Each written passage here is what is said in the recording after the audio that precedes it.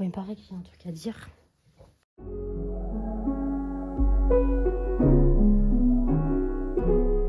Bienvenue sur Sirona Unfiltered. Il y a 5 mois, je prenais la décision d'arrêter mes études de psycho.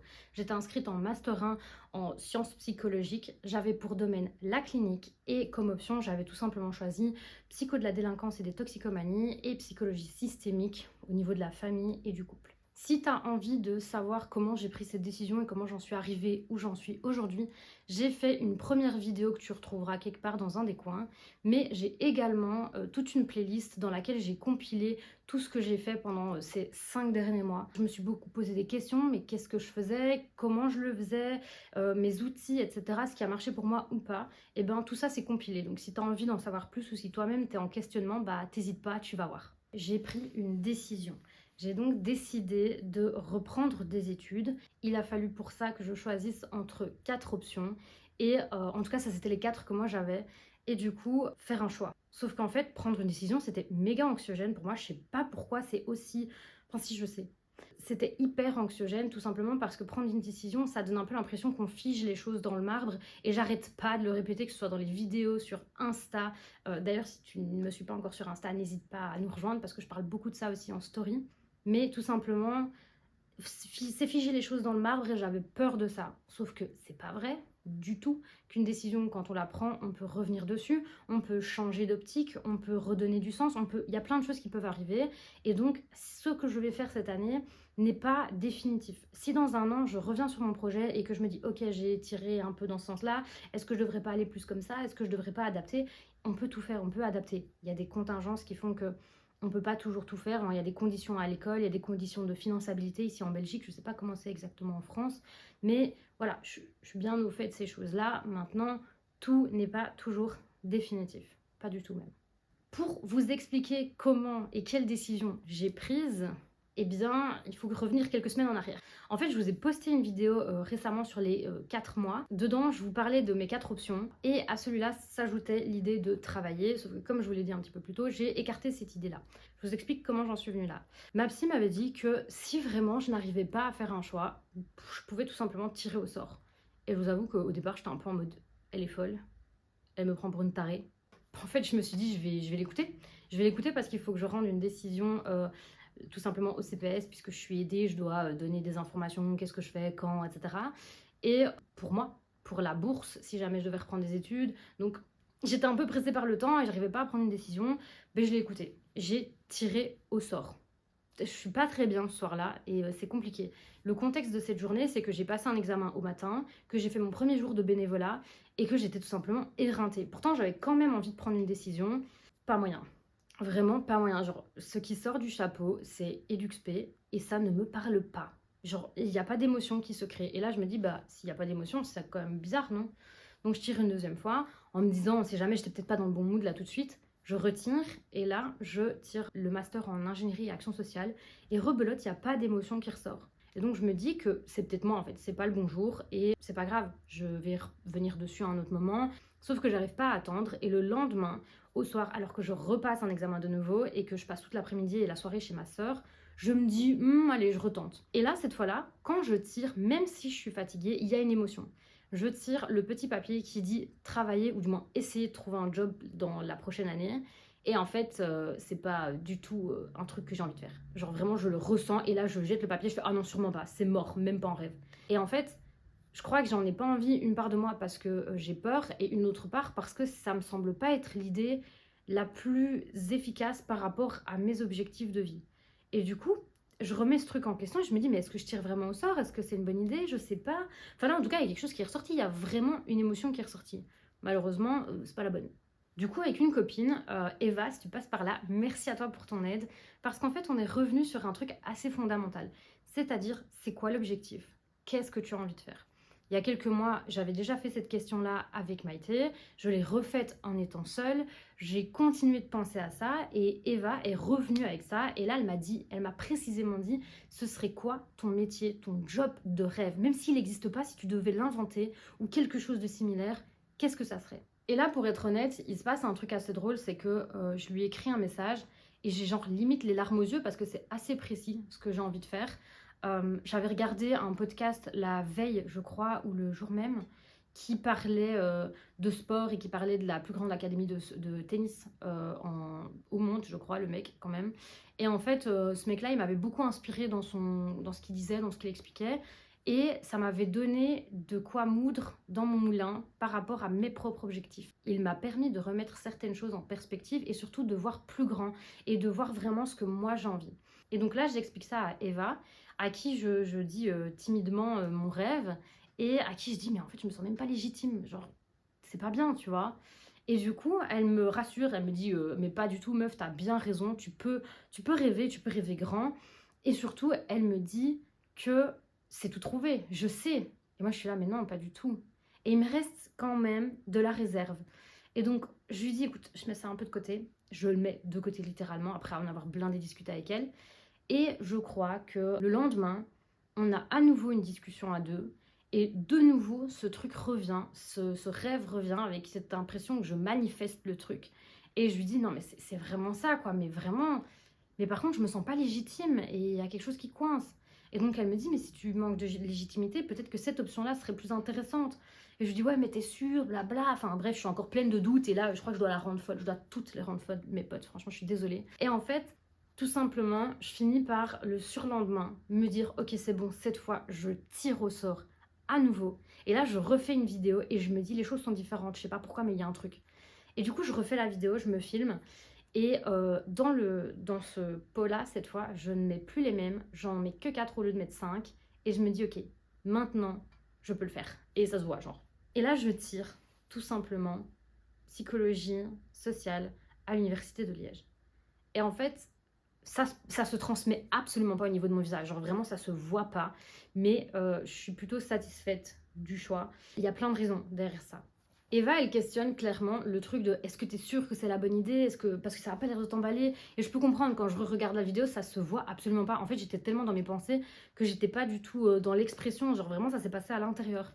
Et comme je lui dis, alors non, il n'y a aucune des options qui m'enchante parce que moi j'en ai un peu plein mon fessier pour être poli, j'en ai un peu plein mes fesses d'être étudiante et que j'ai envie de quitter ce statut, mais je dois reprendre des études ou en tout cas finir des études pour pouvoir me sentir légitime, pour avoir un diplôme, acquérir de l'expérience et donc pouvoir faire ce que j'ai envie de faire.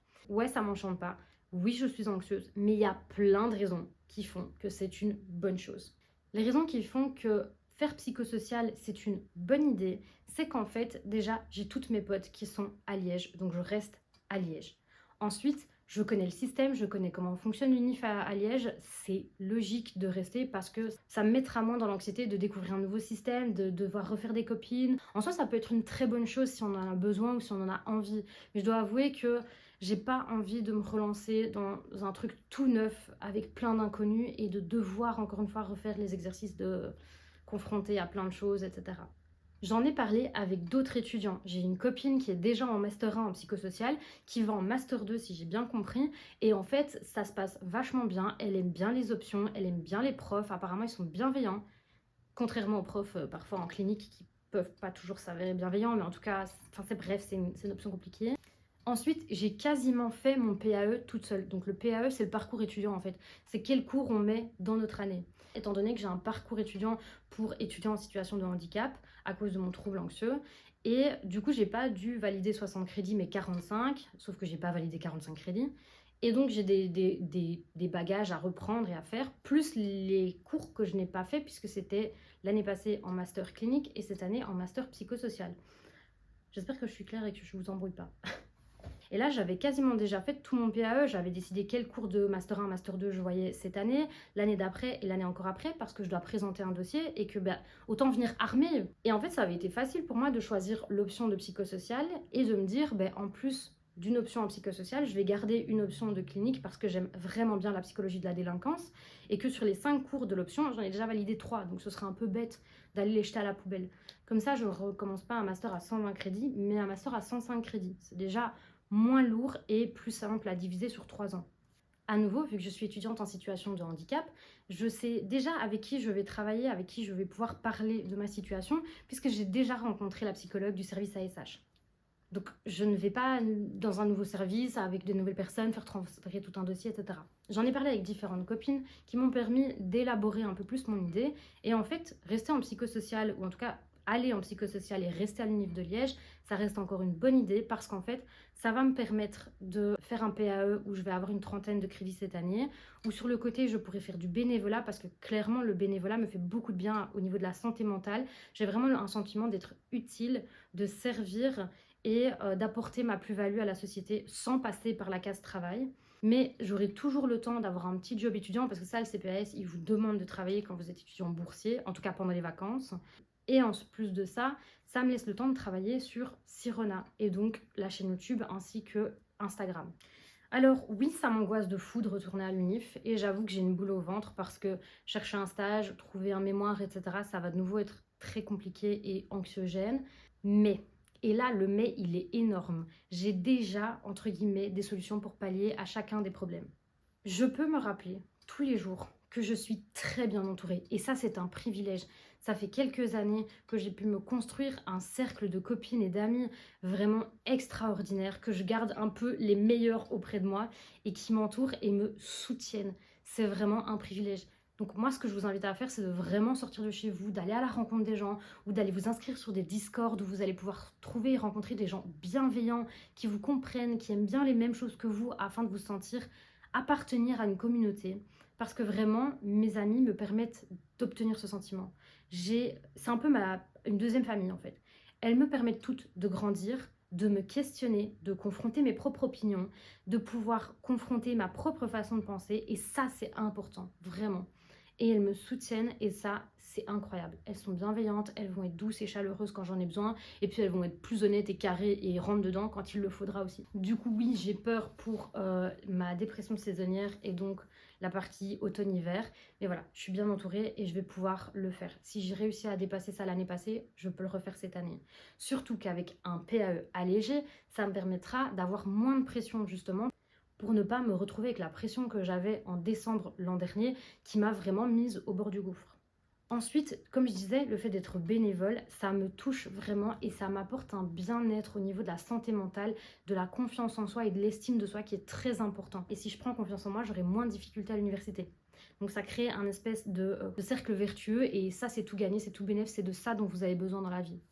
Quatrième chose, c'est que j'ai envie de reprendre le sport. Alors clairement, j'ai toujours un abonnement à la salle qui court et je crois que ça fait 3 mois que j'y suis pas retournée. Donc je vais me remettre au sport, ce qui est aussi très important pour votre santé mentale et votre santé physique. Bouger, que ce soit de n'importe quelle façon. Quand on vous dit de faire de l'activité physique modérée, on ne vous demande pas d'aller à la salle de sport si c'est pas votre délire. On ne vous demande pas de faire un truc qui vous intéresse pas. On vous dit qu'il faut bouger son corps. Si vous faites de la marche quotidienne, je sais pas moi, une demi-heure, c'est déjà très bien. Si vous aimez faire du vélo, si vous aimez danser, faire du tennis de table, faire du volley, il y a plein de sports. Trouvez quelque chose qui vous fait plaisir et qui vous donne un sentiment d'être rempli de joie, rempli d'apprentissage, rempli d'expérience. C'est ça qui va vous aider. Bref, il reste encore 2 points et ça c'est assez important, c'est que à la base, je refuse tout traitement médicamenteux pour mon trouble anxieux parce qu'il y a des antécédents d'addiction dans ma famille et que j'ai pas du tout envie de tomber là-dedans. Maintenant, je suis bien capable de me rendre compte que l'année passée a été très dure en hiver et qu'il y a des choses qui existent dans le monde pour pouvoir rendre cette chose-là moins douloureuse. Donc au moindre problème vraiment important, j'irai trouver mon médecin traitant, on en discutera et on verra ce qu'on peut faire. J'avais écrit un point F, sauf que je l'ai appelé le point G parce que F pour failure, non merci. Le G pour gagnant, pour genius, pour goal, I don't know. Mais vraiment, j'ai gardé ce point-là parce qu'en fait, tout simplement, je sais que j'ai besoin d'être confrontée à l'expérience de terrain. Très bien faire du bénévolat, ça m'aide à me confronter à une sorte de terrain.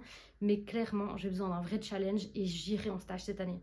Même si c'est difficile, même si ça m'angoisse, même si je vous avoue que j'ai déjà les mains qui tremblent à l'idée de le faire, je pense que j'ai vraiment besoin d'un stage. Et donc tout ça ensemble, c'est vraiment un peu mes backups. En plus de ça, j'ai peur de gérer ou d'avoir du mal à gérer en tout cas la partie mémoire parce que c'est vraiment... on est vraiment en autonomie complète et c'est un truc qui moi est compliqué pour moi.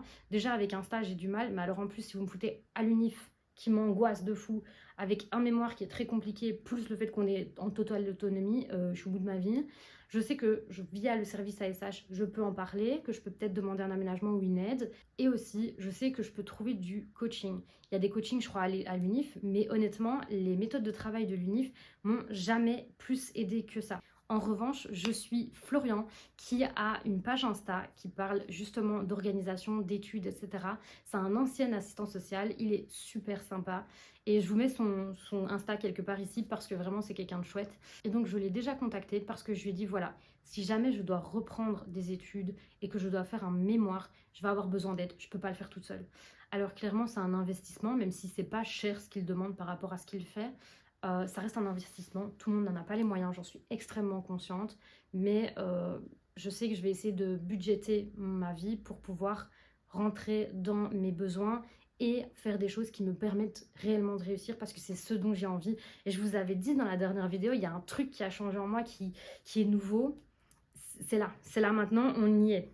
Alors clairement, on peut se demander pourquoi j'ai eu l'idée de tirer au sort. Pourquoi ma psy m'a proposé ça? Eh bien, comme je vous disais, tirer au sort, c'était plus simple parce que ça demande moins de réflexion, parce que ça ne me demande pas à moi de choisir. Sauf qu'en fait, le fait de tirer au sort, ça va provoquer une réaction chez vous. Ça va provoquer un sentiment positif ou négatif, ou rien du tout. Et peut-être qu'en fait, l'absence de réaction physique et émotionnelle, au final, c'est peut-être une réponse en soi. Ainsi, tirer au sort, ça retirait la pression de mes épaules. Ça disait, c'est pas moi qui décide, mais c'est l'univers, le monde, je ne sais qui. Et enfin, parce que quand on voit le choix que je fais, ça a du sens vis-à-vis de mes projets, vis-à-vis de mes envies, de mes goals de vie. Et donc, c'était logique, en fait, finalement. Alors, Eva me dira que c'était logique bien avant que je tire. Et elle m'a demandé pourquoi j'avais eu besoin que ce soit un papier au hasard qui me le dise, alors que ça semblait tellement évident pour elle. Et donc, je suis d'accord avec toi, c'était évident, au final. C'était vraiment évident. Mais je crois que j'avais besoin d'être rassurée ou j'avais besoin d'un truc. Et ce jour-là, quand j'ai vraiment tiré la dernière fois au sort, je me suis vraiment mise dans des conditions où ça va bien se passer, peu importe ce qui sort, ça ira, tu le feras, ou en tout cas, il y aura une réaction. Mais alors, en plus de ça, ce qu'il y a, c'est qu'une fois que j'ai pris cette décision, ça a mis plein de choses en marche. Ça a vraiment mis une énergie, un moteur dans ma vie. Et depuis ça, j'ai fait un Notion pour Insta pour pouvoir bien cadrer les choses, pour suivre, pour voir où j'en suis, même pour YouTube. Ça m'a permis de créer aussi un Notion pour les cours. Donc j'ai déjà tout un template qui est fait et peut-être que je vais acheter un template à une autre meuf parce que vraiment elle a fait un truc, c'est incroyable. Autre chose, malgré le fait que j'étais seule pour aller au week-end des retrouvailles ici à Liège, eh bien je l'ai fait parce qu'en fait je me suis dit mais ça sert un but précis et donc qui a du sens en fait. Et donc je l'ai fait, je suis allée, j'ai trouvé un second poste pour être bénévole, quelque chose qui est rentré dans mes critères. En plus de ça, j'ai pu rencontrer des ASBL qui proposent des sports différents. J'ai trouvé des choses qui m'intéressaient. Et puis, en plus de ça, j'ai même déposé un CV déjà. J'ai déjà commencé cette recherche de job étudiant. Et donc, vraiment, je me dis, mais prendre une décision, c'est moteur, c'est créateur aussi d'opportunités, d'énergie et d'envie et de motivation. Et en fait, peut-être que si j'avais pris cette décision plus tôt, ça aurait été plus facile, j'aurais pu commencer plus tôt, blablabla. Mais je vais pas refaire le monde et me dire que si j'avais fait des choses, tant pis. C'est comme ça et puis c'est tout. Parce que de toute façon, je pense que j'avais besoin de tout ce trajet. J'avais besoin de faire redescendre la pression. J'avais besoin de me reconnecter à qui j'étais, à ce que j'aime dans la vie, ce qui m'importe dans la vie, au but que j'avais en fait en entrant à l'UNIF. Alors clairement, le but que j'avais en bac 1 et le but d'aujourd'hui, ils sont très différents. Mais surtout, en fait, ils ont grandi. Et ils ont atteint une espèce d'apogée. Elle va sûrement encore prendre peut-être des déviations. Ça va se rendre plus clair, j'en sais rien, parce que rien n'est figé finalement. Mais le but que j'avais en entrant en première année, il a évolué, il a grandi avec moi en fait. Ça fait déjà 5 ans que je suis à l'UNIF. Ça fait déjà 5 ans que je suis à l'UNIF et ça a grandi avec moi. Ça s'est perdu au milieu du stress et de l'anxiété et ça, j'en suis bien convaincue, je le comprends bien. Et j'ai eu besoin de ce parcours, j'ai eu besoin de ces presque 5 mois pour prendre une décision. Et, euh, et en fait, je suis quand même contente. Je me dis que ça m'a quand même permis de lancer YouTube, ça m'a permis de faire des choses, de rencontrer des gens, d'oser faire plein de choses parce que vraiment, il y avait ce but externe à moi, c'est-à-dire, il faut que je fasse du contenu. Donc, si je veux faire du contenu, il faut que je fasse des choses. Et en fait, finalement, c'est tout bénef pour moi. Je crée des choses pour moi, finalement, en vous les partageant. So, what's next now? Ben maintenant, qu'est-ce qu'on fait? Eh bien, non, je n'arrête pas YouTube parce que contrairement à ce que j'aurais pu penser, si j'arrête mes études, je fais une chaîne YouTube, j'ai plein d'aventures. Ben même en restant à l'UNIF, J'ai plein d'aventures à vous raconter quand même, à mon avis. Par exemple, comment est-ce qu'on réussit un master en ayant un trouble anxieux généralisé? Comment est-ce qu'on gère un mémoire alors qu'on a une capacité de concentration et de gestion éclatée au sol? Comment est-ce qu'on fait face à la dépression hivernale, à la dépression saisonnière, quand on a un trouble anxieux déjà présent? Il y a plein de sujets, genre comment est-ce qu'on reprend l'UNIF alors qu'on s'était dit qu'on allait arrêter? Eh bien voilà, vous savez maintenant de quoi on va parler et ça va continuer. J'espère faire des vlogs et arriver à cette étape où je fais des vlogs. Donc voilà, restez branchés avec nous. Ah, je suis vieille. Cette vidéo, elle touche à sa fin. J'espère qu'elle vous aura plu. N'hésitez pas à commenter cette vidéo, à liker cette vidéo ou à la partager. Et alors, si ce n'est pas encore fait, je vous invite à vous abonner. Bref, c'est la fin de cette vidéo. Prenez soin de vous et des autres. Je vais vraiment prendre la UNIF. Wow. Let's go.